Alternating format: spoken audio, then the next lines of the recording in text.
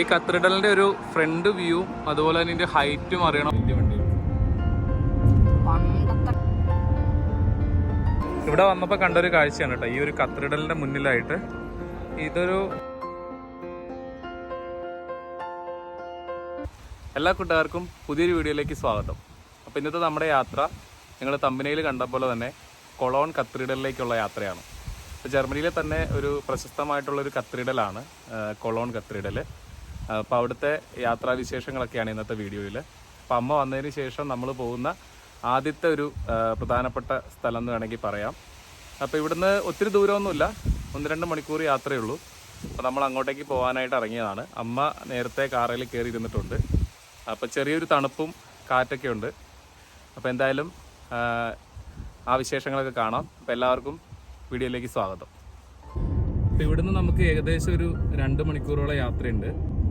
അപ്പോൾ കഴിഞ്ഞ വീഡിയോയിൽ നമ്മൾ ഈ ഒരു മാനിൻ്റെ കാഴ്ചകളൊക്കെ കാണിച്ചിട്ടുണ്ടായിരുന്നു. ഇന്നിപ്പോൾ ക്ലൈമറ്റ് കുറച്ചും കൂടെ നല്ലതാണ്, അതുകൊണ്ട് കുറച്ചും കൂടെ ക്ലിയർ ആയിട്ട് കാണാം അല്ലേ.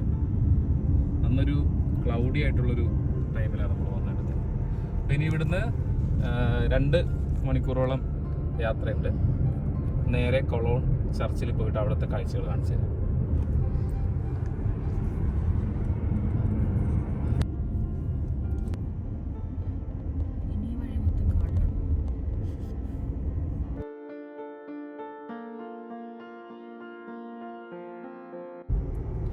ഇപ്പോൾ ഈ ലെഫ്റ്റ് സൈഡിൽ കാണുന്നത് വിർട്ട്ജൻ എന്ന് പറഞ്ഞിട്ടൊരു കമ്പനിയാണ്.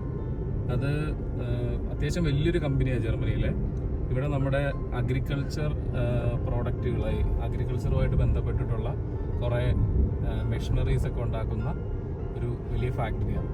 വേറെ എന്തൊക്കെ ഉണ്ടാക്കുന്നുണ്ട്, ഈ ചെറിയ ട്രാക്ടർ പോലുള്ള സംഭവങ്ങൾ, കൂടുതലും മെഷീനറി ആയിട്ടുള്ള ഇതുണ്ടോ ഇതുപോലുള്ള സംഭവങ്ങളാണ്.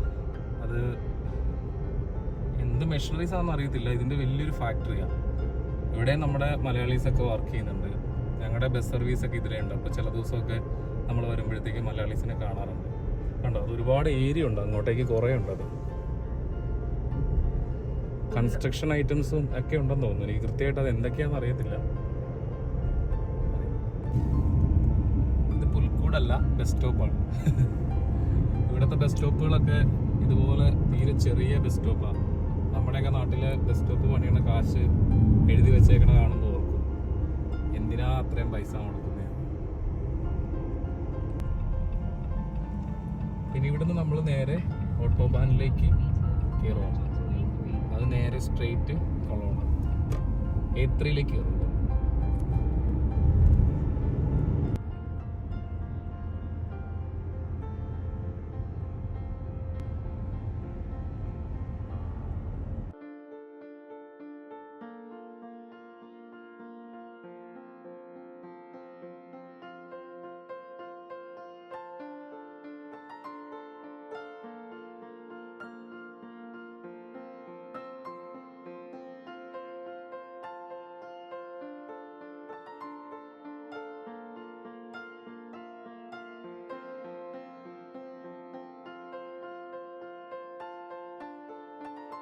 ഇവിടെയൊക്കെ റോഡ് പണി നടക്കുന്ന സമയത്ത് ഇതുപോലെ ഇങ്ങനെ റോഡ് തിരിച്ചു വിടും.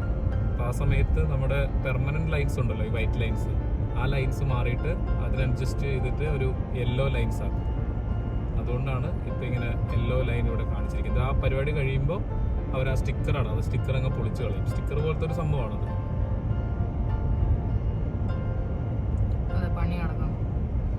ഇവിടുത്തെ ഈ സൈഡ് പണി നടക്കുന്നതുകൊണ്ടാണ് അപ്പോൾ ആ സൈഡിൽ ആ ലൈനിൽ പോകുന്ന വണ്ടിക്കാരും ഈ ലൈനിലേക്ക് മാറ്റി വിട്ടേക്കുക, ആ ഒരു ഡിവൈഡർ പോലെ സംഭവം വെച്ചിട്ട്. ഇതിങ്ങനെ കുറേ നാളുണ്ടാവും. ഇതിപ്പോൾ ഒരു ചിലപ്പോൾ 2, 3, 4 മാസമൊക്കെ ഇങ്ങനെ ഈ പണി നീണ്ടു നിൽക്കും. അവിടെ ആ വഴി തിരിച്ചുവിട്ടിരിക്കുന്നതാണ്. ഇങ്ങനെയുള്ള സ്ഥലത്തോട്ട് വരുമ്പോൾ അവിടുത്തെ സ്പീഡ് ലിമിറ്റ് നമ്മൾ കൃത്യമായിട്ട് നോക്കി ഓടിക്കണം.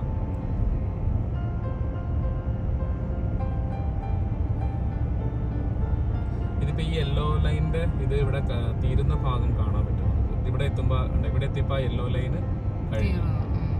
ഇനിയിപ്പോൾ ഇവിടുന്ന് ഇപ്പം നോർമലായി, ഇപ്പോൾ വൈറ്റ് ലൈനിലോട്ട് നമ്മൾ കയറി.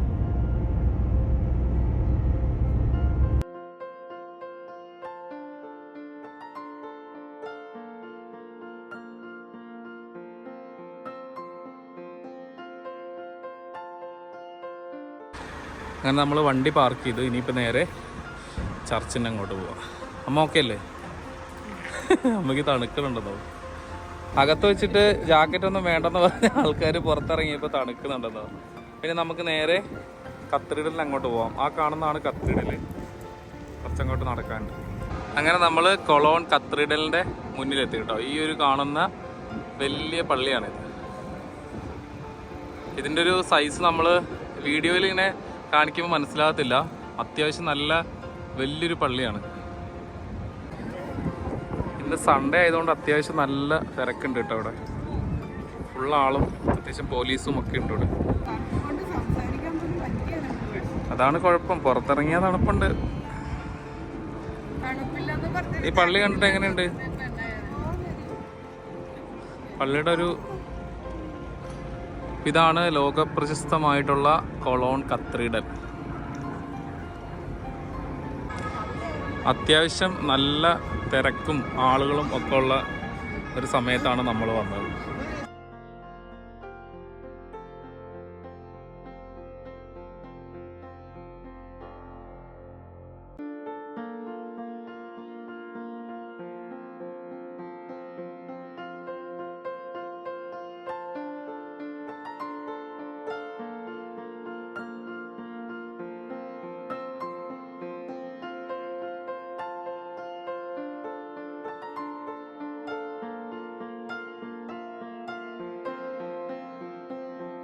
അമ്മേനെ ഫോട്ടോ എടുപ്പിക്കാനായിട്ട് റോസ്മോളെ പഠിപ്പിച്ചുകൊണ്ടിരിക്കുകയാണ്.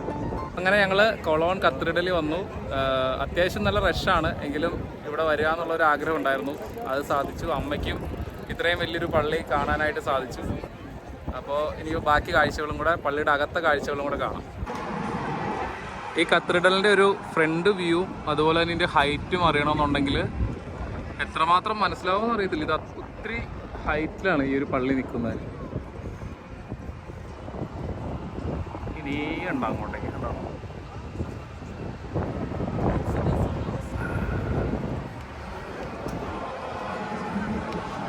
ഒരു വലിയ ചരിത്ര നിർമ്മിതി തന്നെയാണ് ഈ സംഭവം.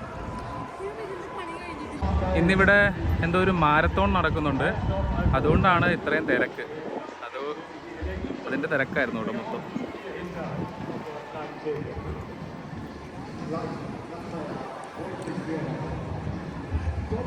ഇനി പള്ളിയുടെ പുറത്തെ കാഴ്ചകളൊക്കെ കണ്ടിട്ട് നമുക്കിനി അകത്തേക്ക് കയറാൻ പറ്റുമോ എന്ന് നോക്കാം കേട്ടോ.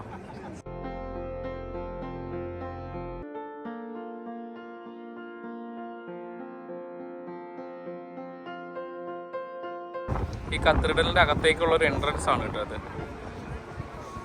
നമുക്കൊന്ന് അകത്ത് കയറി നോക്കാം. അങ്ങനെ നമ്മൾ കത്തീഡ്രലിൻ്റെ അകത്ത് കയറി. ഇതിൻ്റെ അകത്ത് പിന്നെ അത്യാവശ്യം നല്ല സൈലൻസ് ആണ്.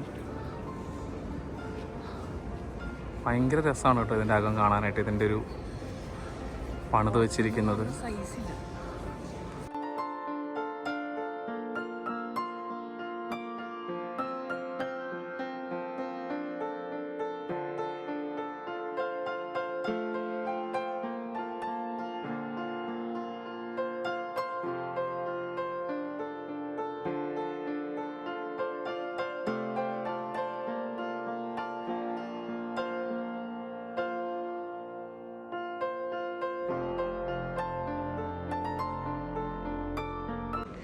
ഇതിൽ നമുക്ക് ഡൊണേഷൻസ്, നമ്മുടെ നാട്ടിൽ നേർച്ച ഇടുന്ന പോലെ എന്തെങ്കിലും ഡൊണേഷൻസ് ഒക്കെ ഇടാനുണ്ടെങ്കിൽ ഇതിലിടാം.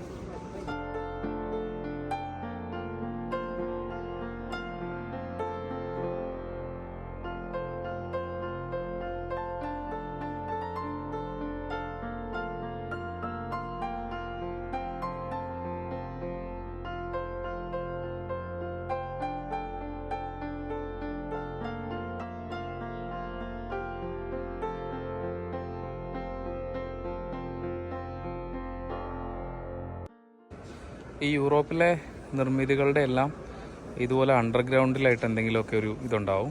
പക്ഷെ ഇങ്ങോട്ടേക്ക് നമുക്ക് പോകാനായിട്ടുള്ള അനുമതിയൊന്നുമില്ല. പക്ഷെ ഇതേപോലെ തന്നെ ഒരു ഭാഗം ഇതിൻ്റെ താഴത്തും ഉണ്ടാവും. അങ്ങനെയാണ് ഇവിടെയുള്ള ആൾക്കാർ വലിയ വലിയ കെട്ടിടങ്ങളും ഇതൊക്കെ പണിയുന്നത്.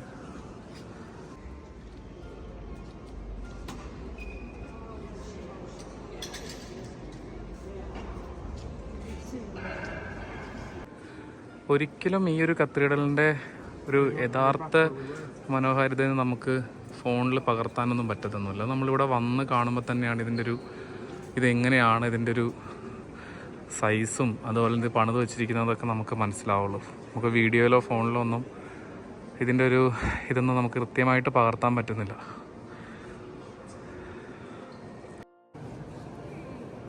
അമ്മ ഈ പള്ളി കണ്ടിട്ട് എന്നാ തോന്നുന്നു?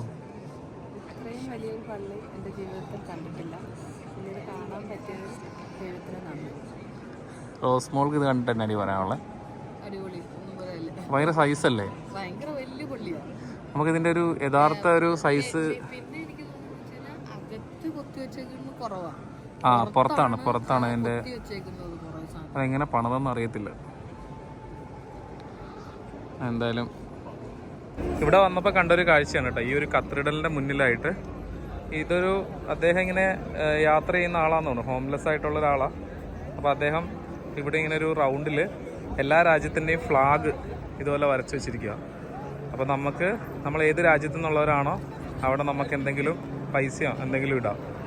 സത്യത്തിൽ ഞങ്ങളൊന്നും ഇട്ടില്ലായിരുന്നു. ഞങ്ങളുടെ കയ്യിൽ കോയിനൊന്നും എടുക്കാതെ വന്ന വണ്ടിക്കകത്താണ് കോയിനൊക്കെ. അപ്പോൾ ഇതൊരു വല്ലാത്തൊരു, കാരണം അദ്ദേഹം കഷ്ടപ്പെടുന്നുണ്ട്, അതിനൊരു പ്രതിഫലം കിട്ടുന്നു, അത്രേ ഉള്ളൂ. വെറുതെ നമ്മളോട് ചോദിക്കുന്നതിന് പകരമായിട്ട് അദ്ദേഹം നല്ലൊരു ജോലി ചെയ്തിട്ട് വാങ്ങുക എന്ന് വേണമെങ്കിൽ പറയാം. അത് 2 ഫ്ലാഗ് അദ്ദേഹം കുറച്ച് വലുതായിട്ട്, 2 കേട്ടോ, അപ്പുറമൊക്കെ ഉണ്ട്. അഫ്ഗാനിസ്ഥാൻ്റെ ഫ്ലാഗും ഉണ്ട്. ഇല്ല, ആ ഫ്ലാഗ് ഏതാ? അതിൽ 4 ഫ്ലാഗ് അദ്ദേഹം വലുതായിട്ടാണ് വരച്ചിരിക്കുന്നത്. അതിലൊന്ന് ജർമ്മനിയും പിന്നെ അഫ്ഗാനിസ്ഥാനുണ്ട്, പിന്നെ അവിടെ ഇവിടെയൊക്കെ ഉണ്ട്. എനിക്കത് കൃത്യമായിട്ട് അറിയത്തില്ല. പിന്നെ ഇതിപ്പോൾ ഇന്ത്യയുടെ ഫ്ലാഗാണ് കേട്ടോ. ഇന്ത്യയുടെ ഫ്ലാഗ് ഇവിടെ ഉണ്ട്. സത്യത്തിൽ ഞങ്ങളുടെ കയ്യിൽ കോയിനൊന്നുമില്ല, അല്ലെങ്കിൽ ഉറപ്പായിട്ടും എന്തെങ്കിലും പൈസ ഇട്ടിട്ട് കൊടുത്തേ. ഇതൊരു വല്ലാത്തൊരു കാഴ്ചയാണ്. ഇവിടെ വന്നപ്പോൾ നമ്മളൊരു ഷോപ്പ് കണ്ടതാണ് കേട്ടോ. ഈ ഷോപ്പിൽ മുഴുവനും ക്യാമറ ഐറ്റംസാണ്. ക്യാമറയുടേത് മാത്രമല്ല, ഒരുപാട് വെറൈറ്റീസ് ഉണ്ട്. പഴയ കാലത്തെ ക്യാമറകൾ തൊട്ടിട്ട് ഇതൊക്കെ ഒത്തിരി പഴയ ക്യാമറയാണ്. ഇതുണ്ടോ? ഇതുപോലത്തെ പല ടൈപ്പ് ക്യാമറകളുണ്ട്. ഇതൊക്കെ ഒത്തിരി വർഷം പഴക്കമുള്ള ക്യാമറകളാണ്. ഇതെന്തെങ്കിലും പ്രത്യേകത ഉണ്ടോയെന്ന് അറിയത്തില്ല കേട്ടോ. ഇവിടെ ഇങ്ങനെ ഉള്ളതാണോ എന്ന് അറിയത്തില്ല. ഇതൊക്കെ പണ്ടത്തെ ക്യാമറകളാണ്. അതുപോലെ തന്നെ ഇവിടെ ഉണ്ട് കേട്ടോ ലെൻസൊക്കെ, പഴയ ലെൻസുകളും കാര്യങ്ങളും ഒക്കെ ഉണ്ട് ഇവിടെ.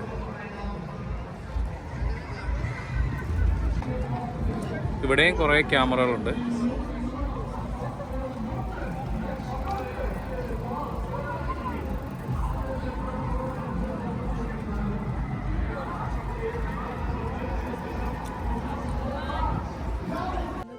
ഇപ്പം നമ്മൾ എവിടെ വന്നാലും വാങ്ങുന്ന പോലെ തന്നെ ഇവിടുന്ന് ഒരു ഫ്രിഡ്ജ് മാഗ്നറ്റോ എന്തെങ്കിലും ഒരു സൂനിയർ വാങ്ങണം. അപ്പം അത് വാങ്ങാനായിട്ട് വന്ന.